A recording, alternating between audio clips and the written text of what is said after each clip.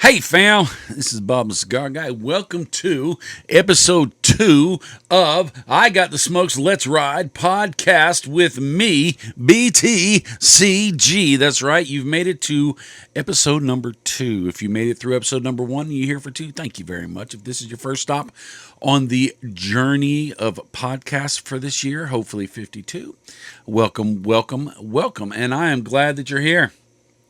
Because if not, I'd just be kind of sitting here talking to my phone in the shed smoking cigars, which, is not that bad of a gig. But I do like the fact that you're here. Last podcast last week had over 150 views.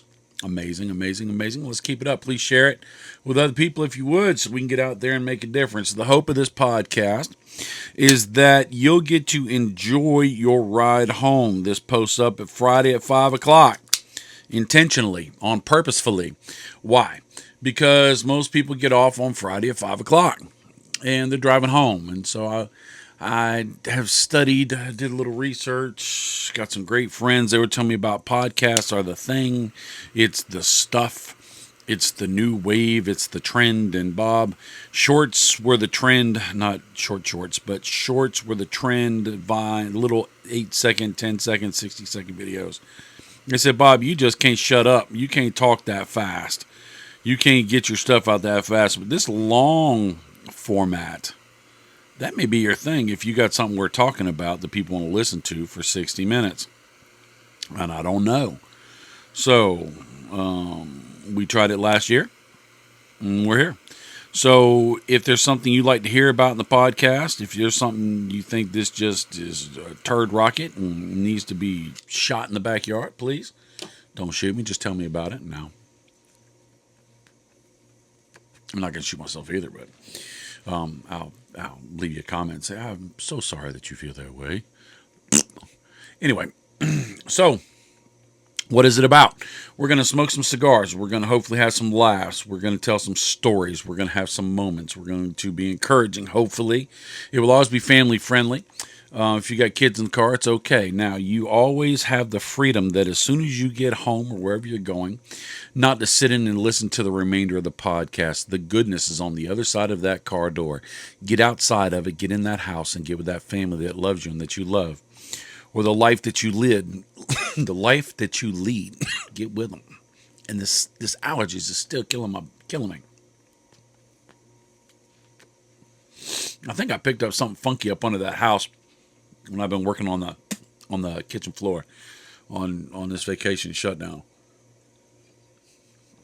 Which today's a sad day. Today's my last day of vacation. Now, when I tell you that my vacation was 3 weeks long, you're going to be like, oh, poor, excuse me, poor little baby. Yeah, I get it. 3 weeks is a long time. But another part of the plant actually had 5 weeks. So, we get another break in April. Yeah, I know. The struggle is real, right? But we get back to the grind. Now, what am I smoking today? I'm smoking the 2025 Bricktoberfest Brick House by J.C. Newman. And let's talk about this cigar real quick. I don't know nothing about it. I did a review on it. Isn't that sad? I don't know nothing about it. And I ain't going to lie to you. I do the reviews. I get the information. I learn about it. I talk about it. And then I fled my mind with another one. We've done almost 300 something videos this year. So that's a lot of memory to retain, and I ain't got it. Brick House, Oktoberfest, Ctoberfest, 2025. All right. Bricktoberfest. My bad. Dummy.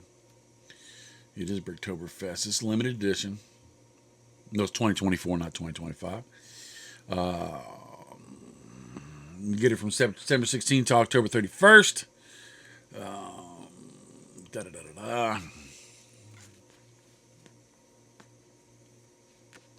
They come in natural double Connecticut or Maduro. This is the Maduro. I didn't get a Stein. Sad. Let's see. Well, that doesn't give me any information. What? I don't want any pretty. I can't show y'all pretty pictures because you need to be paying attention to the road. See if I can find somebody else who talked about it. Neptune Cigar. All right. So it's Colorado Madera. There's a little ruddy red. Nicaraguan binder, Nicaraguan filler. Rolled by J.C. Newman Cigar Company. All right. It's a good cigar. It's a solid cigar. I actually like it. Good wintertime cigar. Of course, this is a good every time cigar. I take that back. That was just me being media. Oktoberfest is a good wintertime cigar because of its full and hearty flavors. You know what? I like full and hearty flavors every day. If I'm on the beach at 110 degrees, I still like full and hearty flavors. If I'm in the Arctic outside, it's 13 degrees below zero, standing outside smoking a cigar, I'm not going to be out there. So that was just me being my bad. My bad. So this is unscripted. We're just going to talk about what we talk about. I'll do most of the talking, if you don't mind. If you let me take the wheel on that. You take the wheel on the car, and I'll take the wheel on that. We may be doing the nasty flavor things again. I don't know. It's all up in the air. I really haven't nailed it down. Are we on Spotify? Are we on iHeartRadio? Are we on all this? No. Why? Because I suck. I do not know how to do that. It would probably blow up and take off, but I don't have the patience. I don't have the time. I don't have the understanding. I don't have the technical wherewithal to put it on there. So I just put it up on YouTube, which is probably stunting it a lot because somebody driving home just pulls up cigar content and there I am and they may listen to me and that could really grow the channel. And I know I'm slack. I am. I stand out in the street with a sign and say, watch my videos before I would do that. So, all right. So we're already 7 minutes in, man. We only have 53 minutes left. Wow.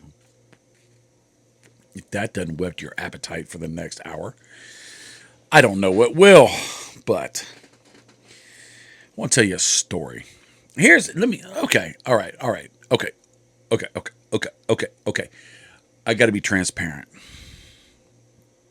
And have you ever noticed that I say I got to be transparent and said, all right, I'm not going to lie?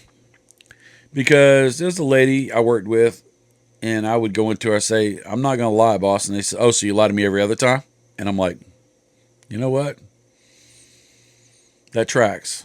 So I now change it to I'm going to be transparent. Because just because you don't tell everything does not mean that you're telling a lie. You're just not telling everything. You're being maybe deceitful. You're just holding back information. There's nothing wrong with that.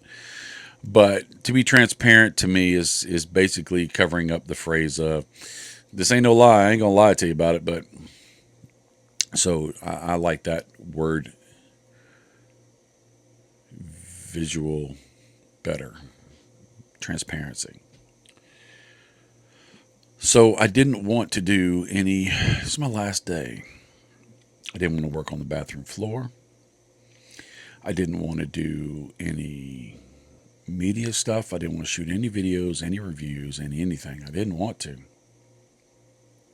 And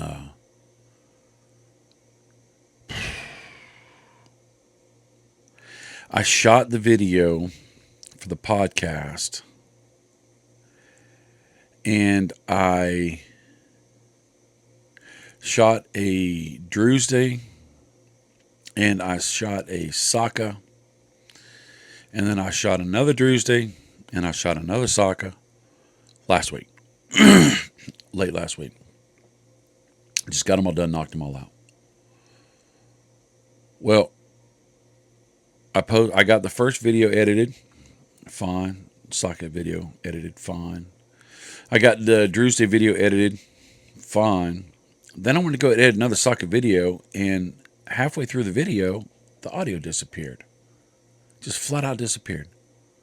I'm like, what the heck? So now I look at the other Drew's Day video I did. There's no audio. And then I look at the hour-long podcast that I did. No audio. And I'm like, you got to be kidding me. So I stomped my feet, crossed my arms, held my breath, and said I wasn't going to do it. And so I took the rest of that time off, and now I'm here at the last day, and I'm like, look, I got to start working. I don't have time. I have to knock it out today. So unfortunately, I'm chewing this cabbage twice. But fortunately for you, you only get to hear it once. But there was a story I told. I hadn't told him forever. One of, if not, my favorite stories ever told. I love this story. The story has everything. It has suspense. It has humor. It has silliness. It has a moral to it. It has background. It has experience. I mean, it is the whole thing, and it is hilarious. I love this story. Now, I have built this story up. I know I have built this story up huge. So this story better be really funny. You're going to be like, that wasn't that dang funny, Bob. It probably would have been smarter for me just to say, hey, let me tell you a story. And then you find out it was amazing, and you say that was an amazing story instead of these expectations. But I got to tell you, I love this story. I love this story. Chief does not love this story.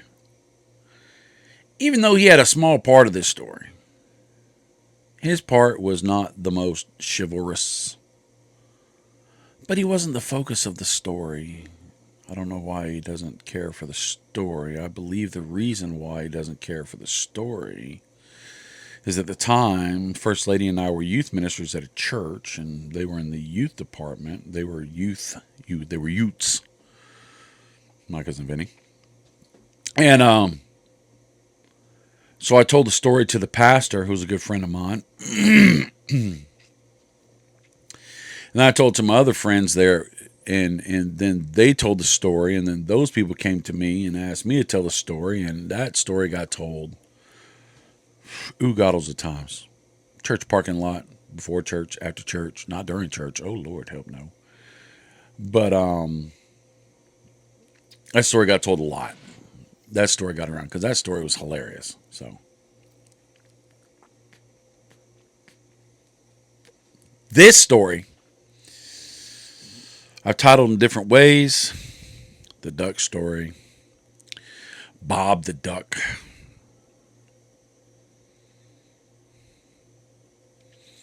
Hood ducks. Hood duck drive-by. I mean, I've done a bunch. So you can pick whichever you want. You can actually leave me a comment after it's all over and tell me what you think the title should be of that story, because this story is hilarious. I told the story the first time last week because I want to remember the story. The story's got some legs on it. It's old. It's old. It was 2003, 20 years ago. You know, my forgetter works better every day, so let me set the story. All right. Summertime, probably 91, 92. Near Brevard, North Carolina. Kids were out of school. I was working right before then at a British restoration shop. I was a shop superintendent, shop foreman, lead fabricator for all the cars and getting everybody working and going. I had come from there. I had just got done with welding, machining, auto body, and mechanic school. Went to all those different schools, and guy said, "Hey, I hear you can do some work." And I said, "Yeah, I can do some work." He said, "If you can fix this car, I'll pay you." And I said, "Sure." And it was a difficult fix, but it wasn't a difficult fix for me. I'm good at it. I am. And so I knocked it out, and he goes, "You want a job?" And I said, "Depends on what you want to pay." And we haggled a little bit, and man, money was good. The job was fun. And so I said, "Yeah, I'll do it." Well, he went off to England for the millennium, right? And while he was over there, he spent so much money and he leveraged the business that in a very short period of time, when he finally got back, he was going out of business. His shop was. And so he said to me, he goes, hey, take over your business, because I had a side business doing hot rod and custom stuff, my own personal business. He goes, take over your business, pay me rent, and keep working here, or we'll shut the doors. And I'm like, all right. So I started doing that. Well, he still made stupid decisions. First lady helped him out with the finances. She got in and she got her on a payment plan and got everything done. And he turned around and he freaking triple mortgaged the freaking property and didn't pay that. And so he comes to me one day. He goes, hey, I'm shutting the doors. The property's on foreclosure. You're going to have to leave. All this was happening right up until we were living where I was, where the story takes place. And I got to tell you all that because we were left with a month to find some place to put a shop. We were actually at the end of our lease at the same time. And so we found a trailer park, which is not fair to call it a trailer park. There was a pond in the middle of it. It was nice. The road was jack. But it was all mobile homes, and it was a decent community. I forget what it was called. Doesn't matter. So I found a place that had upgraded double wide, and a full 3-car garage with a big gravel parking lot in front of it, which I could take and continue as my shop, because I would have just shut down my shop and went and work for somebody. But the problem is, I was restoring cars at that point, and I had clients. And a restoration job is not a 30, 60, 90-day job. It's a 6-month, year, 2-year job. And people have paid in. And they pay as they go. And they expect you to finish. And you have a contract. And if you don't honor that contract, you can get your pants taken in court. I like pants. I do. Shorts most of the time, but I like pants. No skinny jeans. That's stupid. But I found the opportunity. I just basically shut my doors except for working those clients and getting those clients completed. Brought a guy with me. Name's Mark. Mark's a little old guy. He's about my height, 6 feet, I guess, but he's as small as a minute. Teeny tiny. One of the best wet sanders I've ever seen in my life. That boy could wet sand and straighten out some primer like nobody's business. Now, welding, no, don't get him to weld. Structural work, no, but that finish, he could put that finish on. Paint, he couldn't paint. He just, that space between putting on the filler and wet sanding it down till it's perfectly straight and smooth. He was an artist, but he's tiny. He'd go wet sanding outside when we were in school together. We went to school together, college together for auto body. He'd stand outside, country boy. He'd stand outside in a pair of shorts, no shirt on, and people would actually pull up and bring him lunches because they think he's starving. I'm not lying. And he'd eat. It just fell right out. I don't know where it went, but he just went right out of him. Anyway, that's Mark. So, here we are. Rebels, pirates, savages out there taking on the world, and 3-car garage, trailer park. Summertime. Stephen and Caitlin are home. Chief and Gracie, they're home. And Gracie's usually hanging with her mom. Chief, I got him in the shop. He was a great sandblaster, nut sorter, tool cleaner, garbage taker outer. Whatever needed to be done. I mean, if I'm going to work, he's going to work, and he's going to earn a living. Well, he's not going to earn a living. He's not getting paid. He gets to live. But he's going to learn. He's going to learn a skill set. He's going to learn the value of work and expectations. I think that's my job. And I got to hang out with him. But it's lunchtime. Summer. Friday, I believe. I said, hey, let's pile in the car and go to Chinese buffet. I like me some Chinese buffet. This Chinese buffet was amazing. Amazing Chinese buffet. Tons and tons of stuff. Chief could get his own food. You know, we get our own food. We can sit there and eat. They're not buying stuff because it's on my dime. They're not buying expensive meals. I know when I walk in there that it's going to cost me $35 for three of us with drinks, and so I know what I got when I get out. And so you really don't tip at Chinese restaurants very much. I don't. I got my own dang food. Why am I tipping? I'll leave you $1 or two. Anyway, so we go to Chinese. Now the car I had was a 91, 98 Ford Escort wagon that I had tricked out with a killer paint job. Red, white, and blue flames up the hood. Painted right after September 11th. Really cool House of Color bowling ball flake all over it. It was really cool. Good stereo. Air conditioning didn't work hardly. So it's summertime. Bellies are full. Radio's up. Windows are down. Mark's in the passenger seat. I'm driving. Chief is in the middle of the back seat on the Game Boy. He was either playing Metroid or Tetris because those are the only two games we had. And that was high technology back then. You had that little whole game you could play in your hand, right? So he was immersed in that. We was bumping some 80s hip hop probably. Feeling good. Belly's full. Ready to get back to work.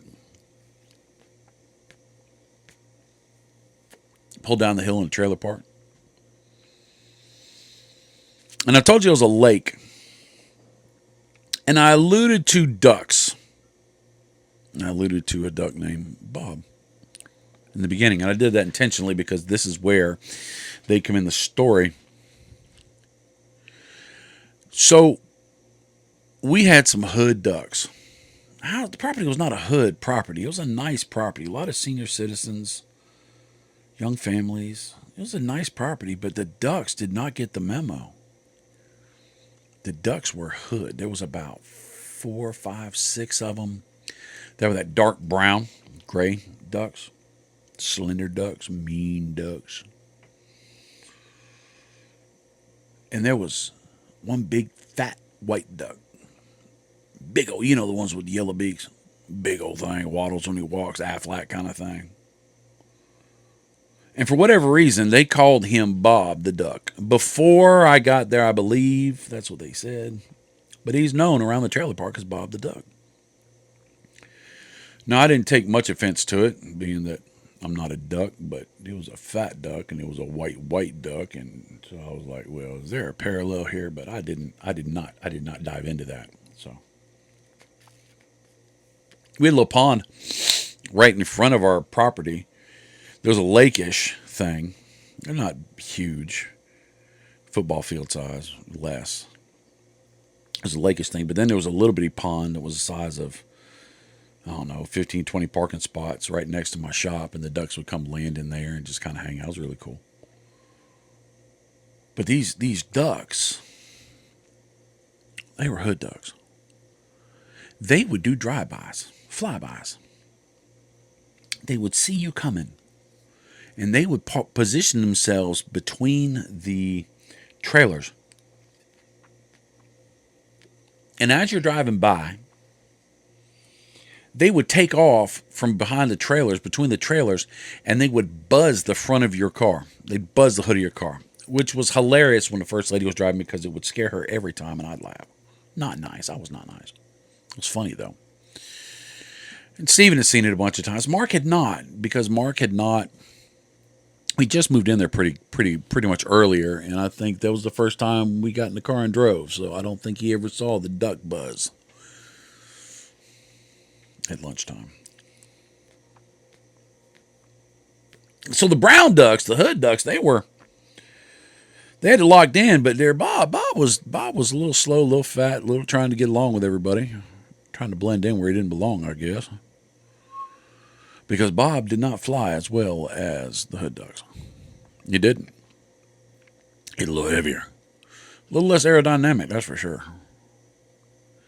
And so we're coming up, and I saw from a distance that the ducks had lined themselves up and were preparing to buzz the car. And I look over at Mark in the passenger seat. The ducks are on Mark's side. I look over the ducks in the passenger seat. We're 100 yards away. And Mark is totally oblivious, just sitting there, just staring ahead, be bopping. Chief is in the back, totally sucked into that game. And I see what's coming. And I'm going to have a good time. I'm going to watch these ducks buzz the front of the car and scare Mark half to death. And that's going to be funny. I'm going to have a good day. Didn't think about Bob.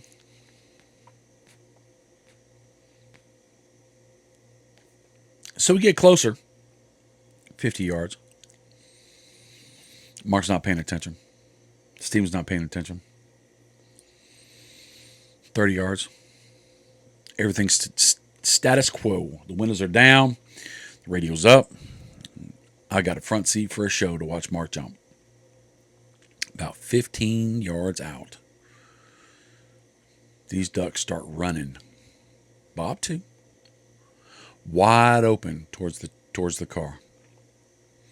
And as they start to take off, I notice the brown ducks, gray ducks, have now got 1.5 feet, 2 foot of air up under them, and they are climbing in a vector. It's a fancy way for a line. They're traveling in a line that looks like they're just going to buzz that hood perfectly. You can see it. I mean, I got my $6 million man, Bionic Man eye. You remember that sound? Clicking right there. I mean, I could see it. I could see it. But I could also see Bob. And oh, Bob. He had not left the ground yet, hardly. He was kind of bouncing a little bit. Boing, da boing, da boing. He was just starting to get up, and he was flapping for all he was worth. If he had a tongue, it would have been hanging out. And he was going, and he was catching a little bit of height, but he was not catching the same height at the same speed at the same time as the other ducks. And so I used my Bionic Man, $6 million eye, track the vector of Bob. And to my happiness and surprise,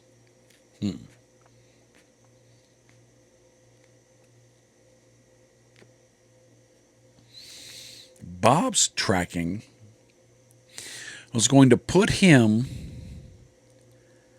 at the height of Mark's window at the time Mark's window was going through his vector. In other words, that duck was going to hit Mark wide open. Now, that's funny. That's funny.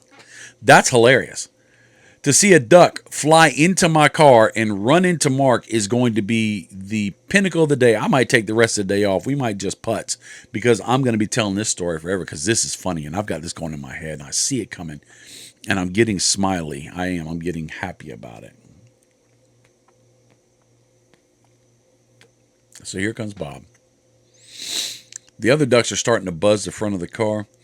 Bob has figured out that he is about to go inside the car, and he actually starts to plant his feet forward, put his wings back, and he's trying to pump any duck air brakes he was given at birth, and he didn't have many because there was a lot of mass moving really fast, and it was not slowing down. It was going to hit Mark in the face. Duck butt to the face for the win.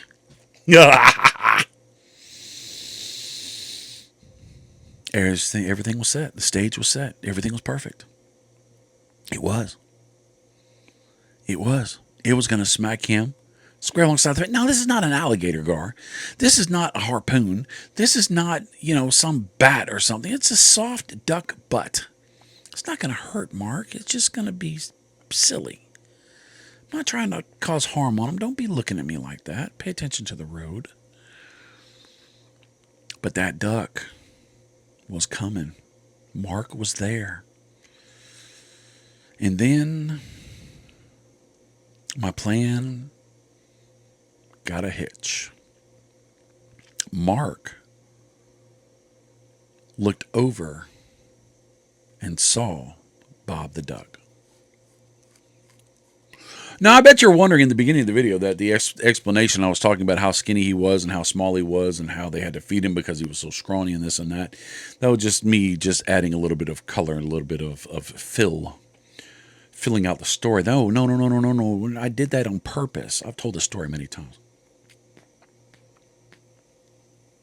I did that on purpose because at this point it's important because Mark was able to lean back in his seat far enough to actually evacuate his frame from the window.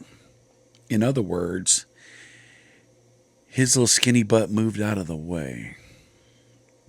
Bob did not stop until Bob the duck and his fluffy butt hit Bob in the face while he's driving. That duck came in there like a house on fire. Feet and fanny hit me upside the right side of my face. And I will tell you, don't let nobody lie to you. Duck butt, I think, is one of the softest things in the whole wide world. First lady has a chinchilla coat. Duck butt softer. Chinchilla soft. Duck butt is softer. It's like a cloud. If you can make a pillow out of duck butts, you'd make $1 billion. It's so soft. But that duck was not happy. That duck's butt had hit my face. It was so soft. I'm gonna tell you, it was so soft. I didn't even think about. Wait, the duck butt is right next to the duck booty hole, and I probably got duck poop on me. And ducks poop all the time. Did that duck poop on me? I didn't even think about any of that. I was like, man, that's soft. I literally just thought, man, that's soft. I got assaulted by a duck butt, and I was like, wow, that's soft. That's a soft duck butt. But as the duck hit my face with his butt. Let me remind you that Chief is in the back oblivious deep in Metroid or Tetris. As this is going on, split seconds, the duck bounces off me and lands on Steven, who is oblivious to the whole event. And he screams, and this is why he doesn't like this story, in the highest pitched voice I've ever heard him have. There's a duck in the car. There's a duck in the car. There's a duck in the car. And this duck is now totally. I'm in a car. What the heck do I do? Flapping and clapping and honking. Maybe. I don't know. On top of Steven. And you don't know what to do. And I'm still thinking about how soft that butt is. Mark, being country, just reached back, grabbed the duck, and tossed him out the window. As I look in the rearview mirror, Bob shakes his head, wiggles himself a little bit, preens his feathers, and off he goes. No harm to Bob the duck. I'm telling you, that story is one of my favorite stories. And I love the fact that the story has a moral to it.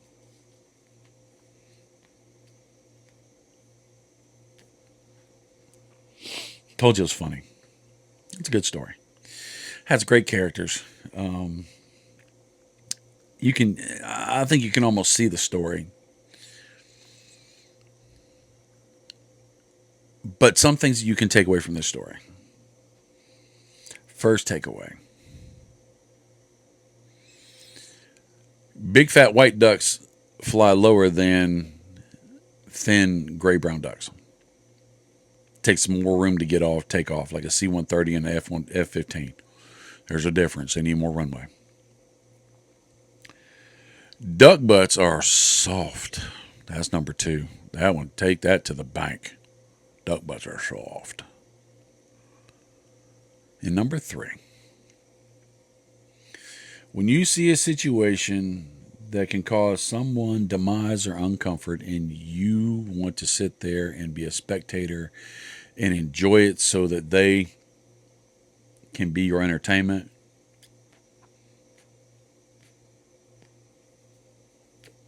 sometimes it may hit you in the face. So that is my favorite story. That is God, I can't. I can think of a couple other stories that I might put in that list, but I'm not gonna talk about the other stories today. I think that story was a good enough story, and we have 25 minutes left, so we done ran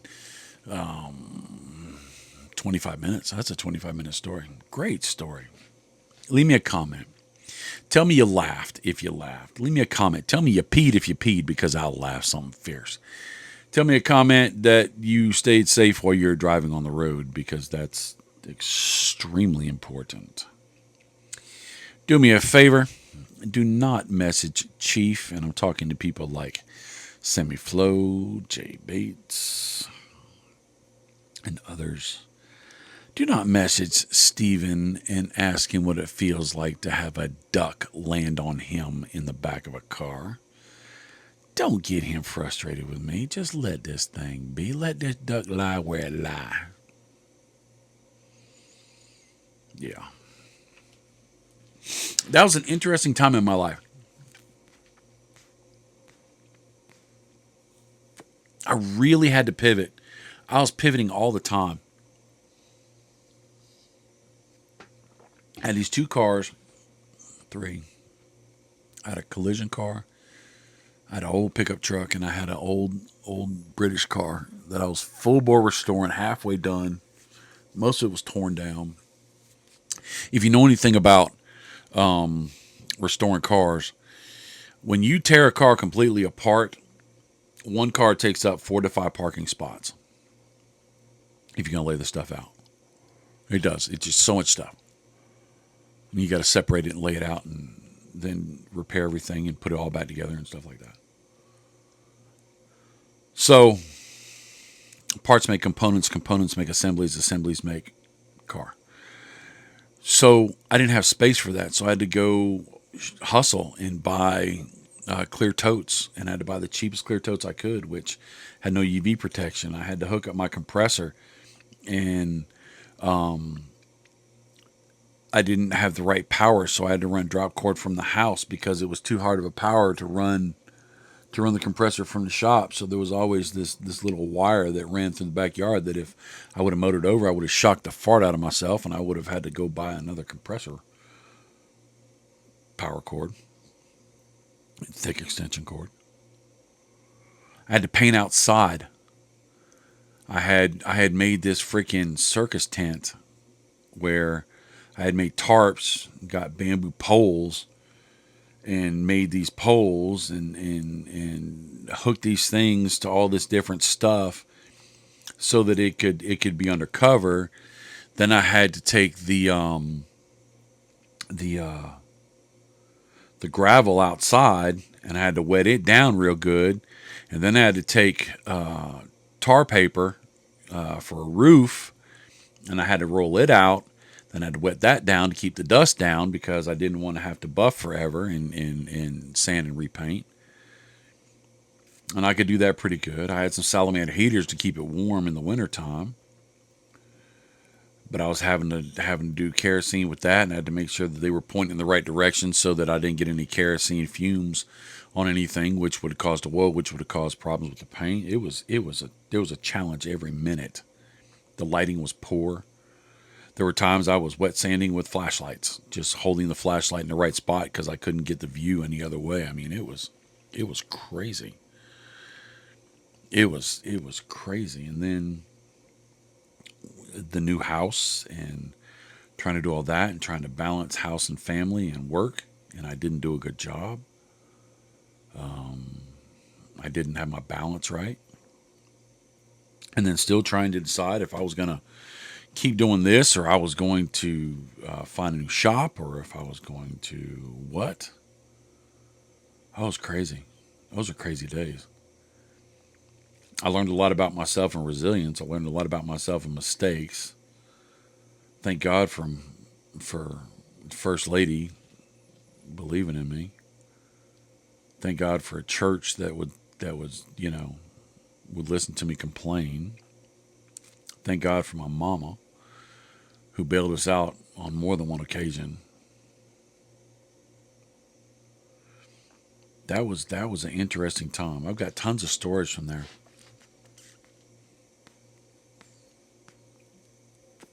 got a quick job from a friend who I went to mechanic school with, and he got a job at Olean's, shock absorbers for race motorcycles and race cars, fully tuned. They'd build it basically for your vehicle, and they would tune it to perfection. And so they would go to racetracks and do extra tuning and stuff. And so they needed they had a trailer, and the trailer was white, and they wanted it painted blue, and the trailer had all these little silver screws on all the panels down the side. It's just a panel trailer, and they wanted all those still silver, stainless. They didn't want to paint it over, and so I take all those screws out, and then I had to paint it, and I had to put it back, and they didn't want to spend a ton of money, and so I had to use single stage paint. I hate single stage paint. You make a mistake in single stage paint, you're sanding that whole thing back down because there's no clear coat. You can't clear over your problems. If it gets in your nose, it gets in your clothes. It just, whatever color you're painting, and this is blue, whatever color you're painting, it all sticks to your hair, on your arms and on your legs and everywhere else, and it's awful. And so I was fighting all of that stuff. I had to wait for a good day to paint because you can't paint when it's too hot. You can't paint when it's too cold, and it was getting fall. So I picked the perfect day to paint. It was perfect. I got out there and I shot the trailer with a single stage paint. I had Mark mixing me up paint, feeding me so I could just keep going so that there was no dry line. I was doing a good job. I was killing it. It was slick. Single stage paint was running like clear cut. I mean, it was nice. I was doing a good job catching all the little hidden spots. There was no dry spots. There was no thin spots. It was good coverage, making good time. Got the thing completely done.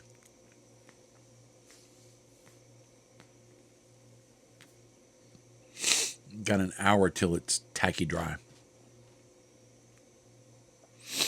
20 minutes in, I'm walking around, and I notice a no-see-um, a gnat is in the paint. I'm like, crap. I'll have to figure out how to cut that off. Then I went back, frustrated, not overwhelmed, frustrated. But as I went back about 15, 20 minutes later, there was now about 5,000 no-see-ums that had attacked that paint, and all of it was stuck to that paint. I had a deadline to finish that truck, to that trailer. I had to get it did. And the problem was that single-stage paint is extremely gummy. I couldn't bake it because I didn't have a booth that I could heat it up in and cook it to cure. So I had to wait a week on that thing to dry enough where I could sand it back off. It had kicked too much to be able to wipe it off with lacquer thinner, which would have been a nightmare. And so I had to wait, then sand it off and repaint it all over again. And they weren't paying me to repaint it, so I was having to pay for all the materials myself. I barely broke even. I came ahead a little bit, but that was a nightmare. So I had to learn resilience. I had to learn, because there were times I was at that point where I was like, heck with, they can come get it and sue me. I ain't got nothing anyway.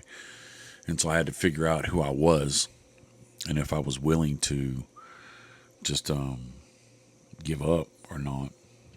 Luckily, I chose not. So, kind of like that floor in the bathroom. When we started, we thought it was one busted joist and water rot in some plywood. I was gonna have to fix the joist, cut maybe a 4 foot by 4 foot hole in the floor, and then just fix it. Jack it up, put some of these house jack stands, joist stands under it.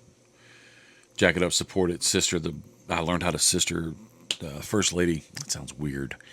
The first lady talked to somebody at Lowe's. She came back, told me that's called sistering, and I looked it up on YouTube, and I figured out how to do it. And she had bought the jack stand, and so that was what I was going to do. As I got into it, come to find out, there was extensive rot through the whole bathroom floor. I didn't find clear margins. I didn't find good plywood until the edges. So I had to go all the way back.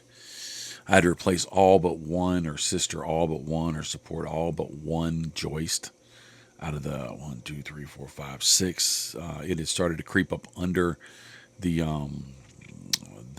into the hallway, and so I had to figure out if I had to rip out the hallway, which would have been a nightmare, or I could work at it from under.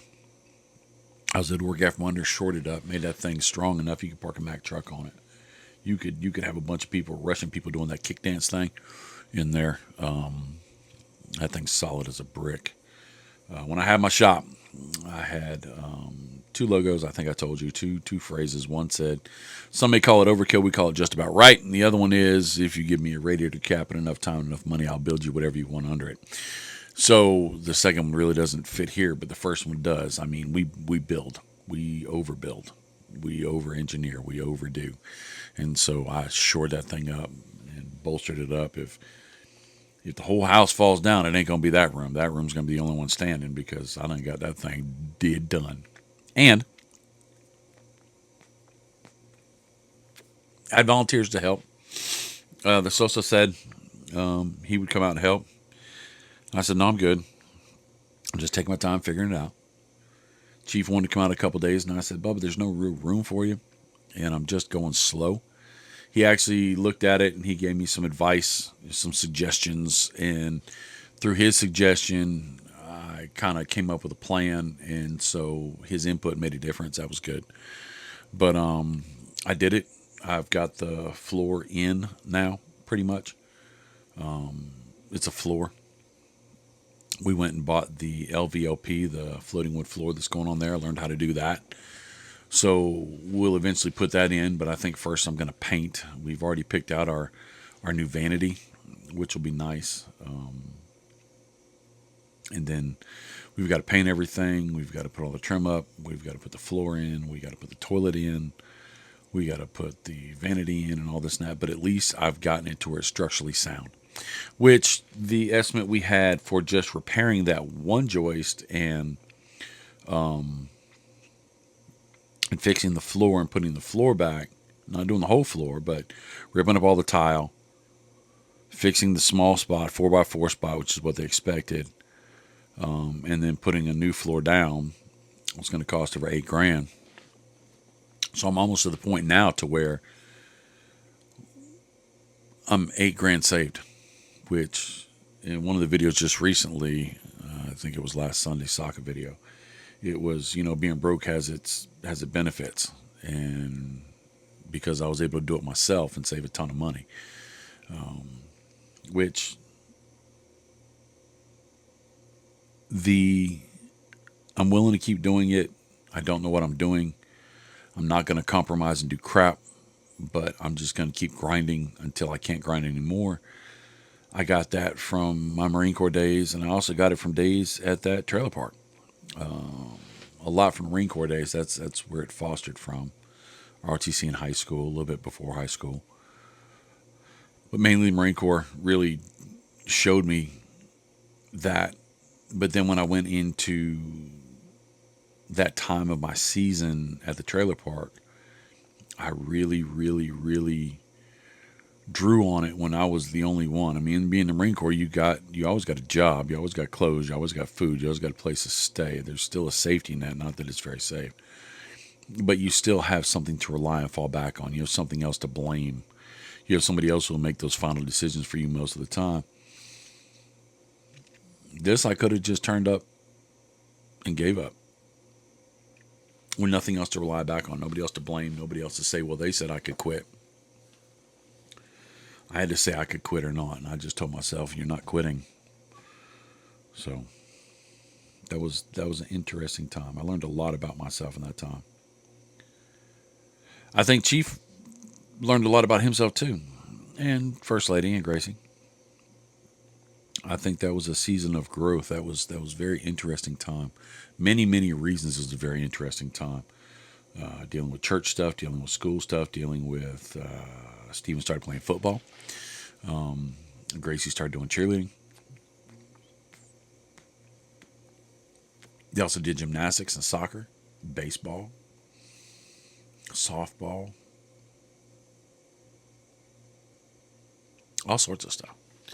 That was a crazy season with lots and lots of stories. But we have 10 minutes left, and so I'm not going to regale you with another 30-minute story because then that would be too long. Now, if you're already home and you're sitting in your driveway, get your butt out of the car, get in the house, go be with the people that love you. What are you doing? Come on. It's just me. Get yourself in the house. If you're still driving, I hope you're safe. Hope you got something to drink and your bladder's not full.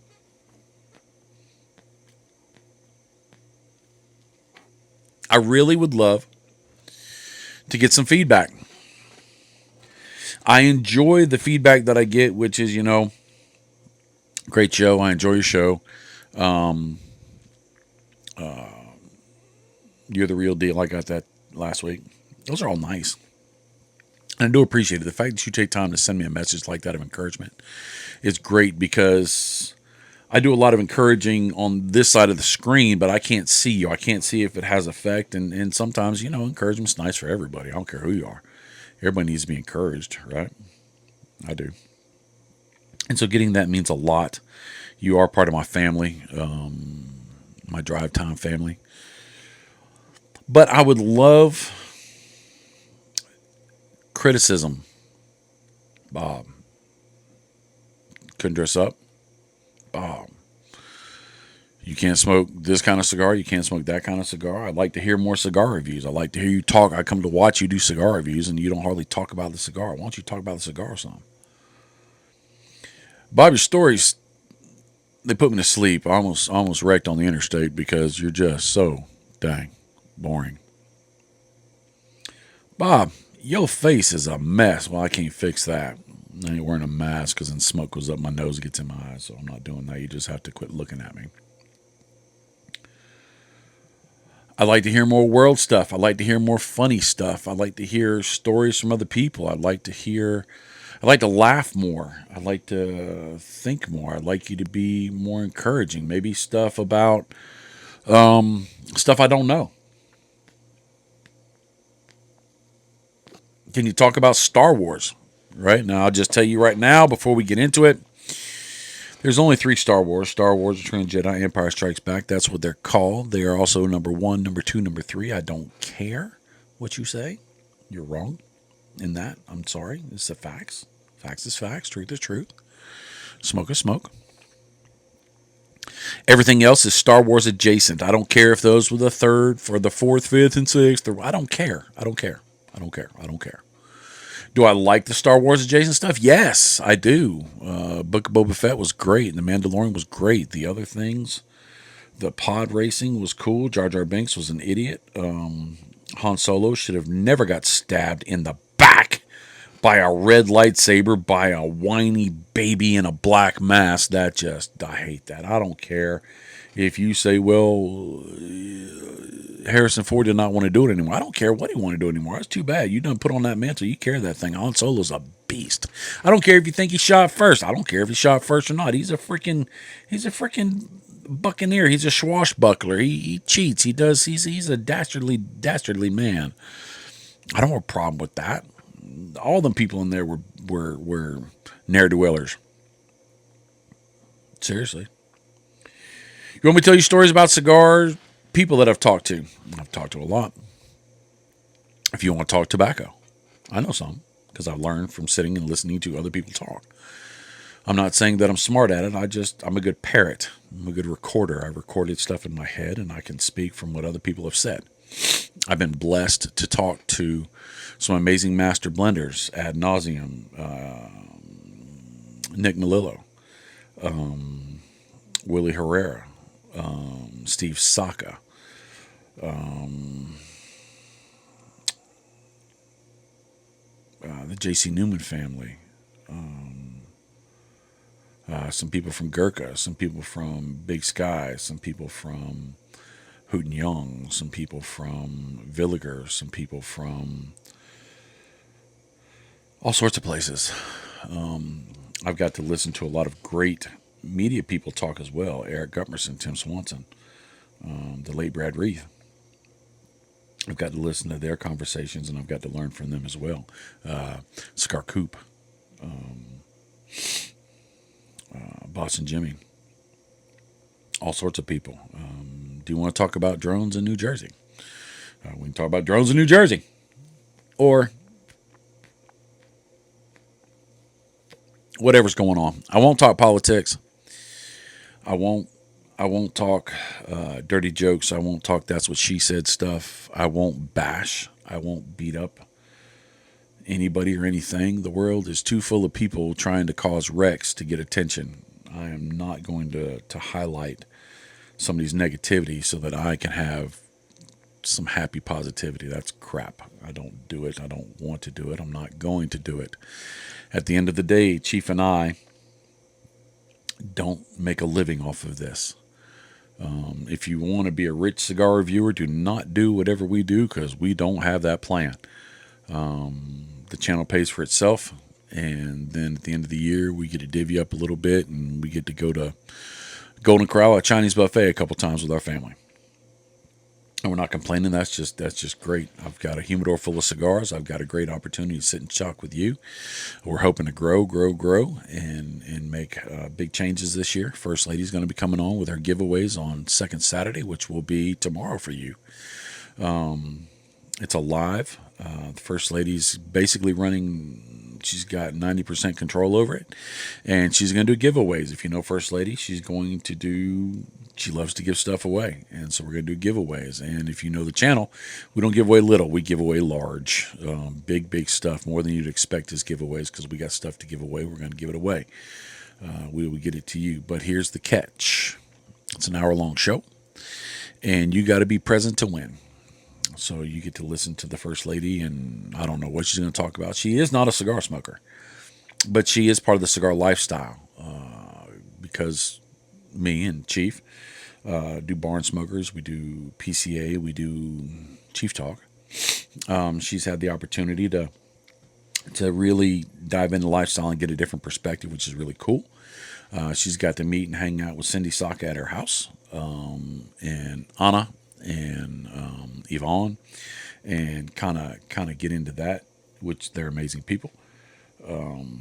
So you get to see that perspective, and so that's going to be kind of neat. I'm really looking forward to that in that giveaway. I'm looking forward to it in one sense. I'm more hesitant in another sense because the First Lady is unwranglable. She just does what she does, and I love her, and so I sit on pins and needles sometimes because who knows what she's going to do. But it usually makes for great content. She has her own little core of followers that usually try to do everything they can to frustrate me and Chief. Ergo, three of the biggest ones, Mac Bergson, Jay Bates, and Sammy Flo from Barber and Cigar. They're always, every time they see First Lady, when's First Lady coming on to do giveaways? Well, it will be Saturday. So if Jay Bates, Mac Bergson, and Sammy Flo are not on, I will be calling them out and giving them a fuss. I will not be on camera most of the time. It's a once a month thing. I'm going to try and be in the background and let her do her thing. As far as Chief Talk, same thing. I'm going to try to back out and let him build his brand, his platform right there in the Bob the Cigar Guy world. And he's got a lot to give. It's a great show. He's going to be doing a lot more guests. Now I've got my dream list of people that he needs to reach out to. And if they're going to be there, then I'm going to be sitting right here in the video. But I'm going to try to back out and let him have more of his thing, because I got my stuff to do. I got this podcast I'm doing. I got other things to do, and the podcast is about over. We got less than 40 seconds, so let me close out with the reality, the facts, the honesty. You are awesome. You are valuable. You make a difference in this world. Stay around as long as you can, please. You make a difference in my life and the lives of the people around you. You don't notice because you're too busy being awesome, but you make a difference, and that's a fact. And I'm so glad that you're here in this world. I'm so glad you make a difference. I'm so glad that you watched. Please tune in next week. Why? Because I'm thirsty and I need numbers. No, numbers help. Share this if you would. Tell your friends about it. And we'll go from there. So, 2 seconds, I got to go. I love you. I'll see you later. Later, Tater. Drive safe. 10 and 2.